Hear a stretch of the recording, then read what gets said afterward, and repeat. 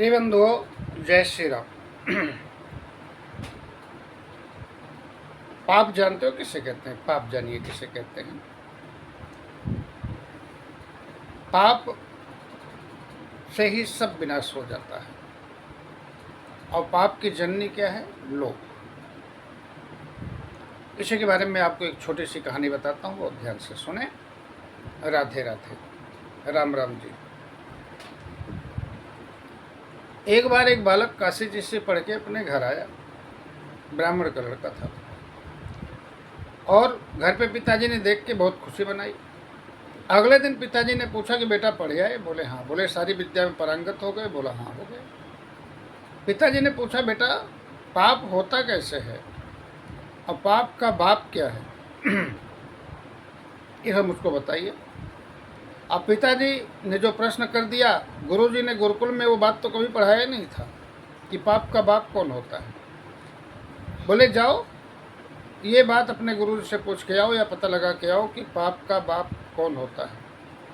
और जब तक ना पता लग जाए तब तक आना मत, अपने गुरु से जाओ पता लगा के आओ, तब मैं जानूंगा कि आप काशी जी पढ़ के आ गए। बालक घर से निकल दिया। एक दिन बीत गया, पता ही नहीं लगा। 2 दिन बीत गया, पता ही नहीं लगा। भूख प्यास से बहुत तड़प रहा था। तो एक बहुत अच्छा मकान था। मकान के बाहर तुलसी जी का छोटा सा पेड़ लगा था, पौधा लगा था गमले में।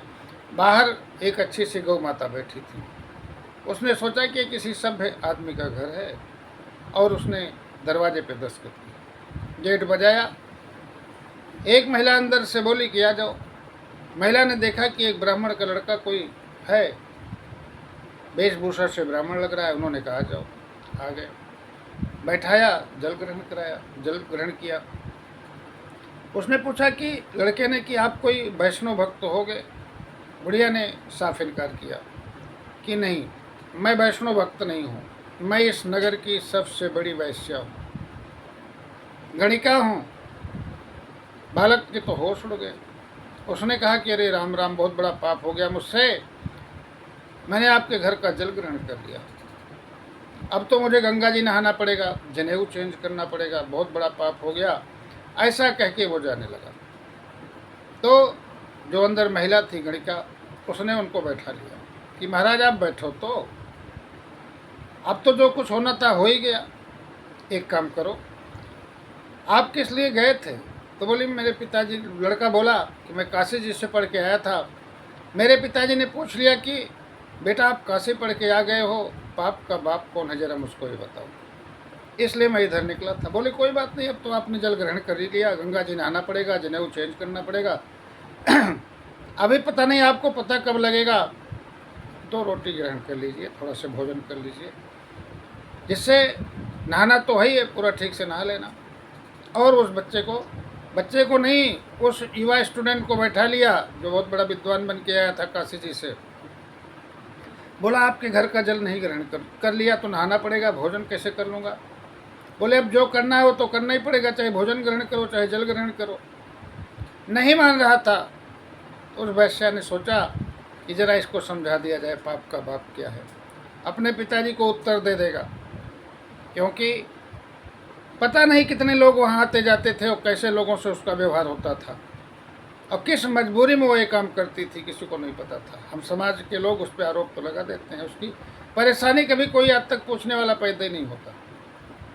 उसने कहा भोजन कर लीजिए, 5 सोने की मोहरें दक्षिणा में आपको दूंगा। बालक इनकार कर गया, नहीं करूँगा। फिर उसने कहा कि कोई बात नहीं, 2-4 दिन आप भटकोगे तब आपको पता लगेगा, 5 के बजाय 15 दूंगी, 20 मोहरें सोने की दूंगी, आप मेरे घर का भोजन ग्रहण कर लीजिए। लड़के ने सोचा कि कोई बात नहीं, अब तो जो करना पड़ेगा वो तो करना ही पड़ेगा, क्यों ना हम भोजन करके 20 सोने के मोहरे ले लें, क्योंकि रास्ते में बहुत काम आएंगी। और भोजन करने बैठ गया। महिला ने कहा कोई बात नहीं, आप मेरे हाथ से खा लो तो 5 और दे दूँगी, 20 के बजाय 25 दे दूँगी। उसके हाथ से खा लिया। तब उसने पूछा कि अच्छा ये बताओ विप्रवर कि आप अभी तक कह रहे थे आपके घर का जल नहीं ग्रहण करूँगा, पानी पी लिया, इसलिए मुझे गंगा जी नहाना पड़ेगा, जनेऊ चेंज करना पड़ेगा। अब तो आपने मेरे घर का भोजन भी कर लिया, ये बताओ अब क्या करना पड़ेगा? क्यों किया है आपने भोजन? जब जान रहे थे तो बोले आपकी श्रद्धा बहुत थी मेरे ऊपर, बहुत आपने प्यार से खिलाया इसलिए मैंने खा लिया। बोले इसलिए नहीं खा लिए? बोले तो बोले सोने की मोहरों की लालच में खा लिए। मन में लोभ पैदा हो गया कि कोई बात नहीं, भोजन करने के लिए 25 सोने की मोहरें मिलेंगी, एक मोहर 12 ग्राम की, तो मतलब 250 ग्राम सोना, 250 ग्राम से भी ज़्यादा, 300 ग्राम लगभग। इसलिए लालच में आपने लोभ में खा लिया। आप जाके अपने पिताजी से बता देना जब कि पाप का बाप लोभ है, लालच है। जब मन में लोभ पैदा हो जाता है तो समझ लेना कि पाप जरूर होगा। इसलिए मन से लोभ बहुत दूर होना चाहिए, त्याग की भावना, समर्पण की होनी चाहिए, तो पाप कभी नहीं होगा। बालक का दिमाग उड़ गया, सन्न हो गया कि इस जगह पे मुझे इतना बड़ा ज्ञान मिल गया जो गुरुकुल में नहीं मिला था। और उसने कहा कि जब तक मन में लोभ नहीं पैदा होगा, लालच नहीं होगी, तब तक पाप नहीं होता। पाप और धर्म दोनों एक दूसरे के दुश्मन हैं। इसलिए पाप को जन्म लोभ देता है। चाहे जहाँ भी आपने देखा होगा कि पाप हो गया, भाई ने भाई को मार दिया, शिष्य ने गुरु को मार दिया, मित्र ने मित्र को मार दिया, तो कोई लोभ लालच मन में जरूर थी, तभी इतना बड़ा जघन्य अपराध हुआ और पाप हो गया। इसलिए पाप का बाप लोभ है, पाप की जड़ लालच है, लोभ है। लोभ से बहुत दूर रहें, भगवान से समर्पण की भावना रखें। मेरी बात अच्छी लगी हो तो जय श्री राम, राधे राधे। आगे की कार्रवाई आप खुद जानते हैं मैं क्या कहना चाह रहा हूँ। भगवान आपको खुश रखे। पूरा वीडियो ज़रूर देखें।